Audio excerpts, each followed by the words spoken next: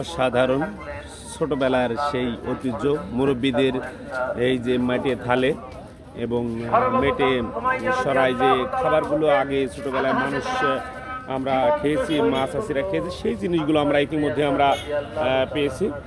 তো যিনি নিয়ে আসছেন তার সাথে আমরা কথা বলবো। কেমন আছেন আপনি? ভালো আছেন।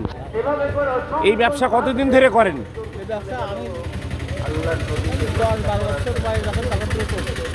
এই জিনিসগুলো কি আপনি বানাইছেন না কিনে এনেছেন? কিনে নিয়ে এসেছেন। কোথায় পাওয়া যায় এগুলো? পটুয়াখালী।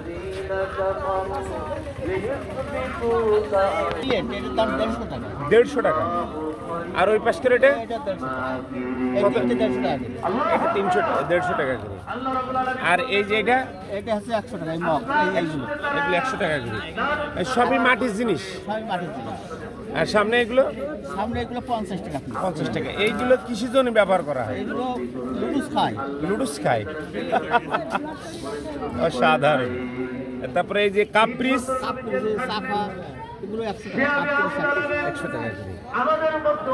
আর এই যে মেটে থাল, যেটা ছোটবেলায় আমরা পান্তা ভাত খেয়েছি, এটা ভাঙবে, ভেঙে যাবে নাকি তাড়াতাড়ি? 40 টাকা।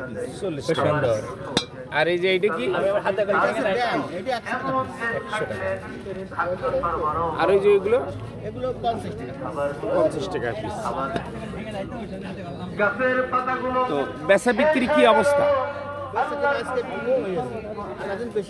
আপনি কি শুধু মেলায় বসেন না হাটে বাজারে?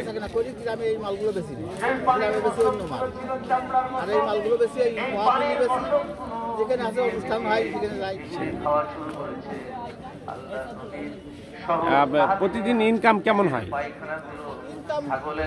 ভালোই হয়, খারাপ হয়। কতদিন যাবত আপনি ইলিশ মাছ খান না? ইলিশ মাছ তাই এবছর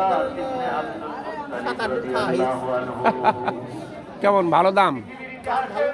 আগের দিনগুলো ভালো ছিল না এখনকার দিনগুলো ভালো যাচ্ছে? এখন দিন যত আসছে তত খারাপ।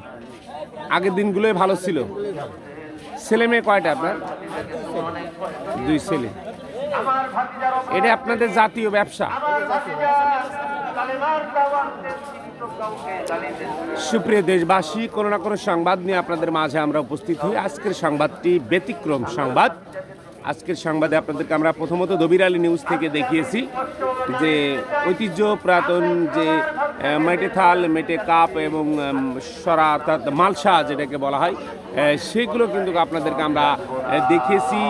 এই জায়গাটার নাম কি জানেন কিনা? ছোট ঘিঘাটি। এটা কোটচাঁদপুরের ভিতরে, কালীগঞ্জ।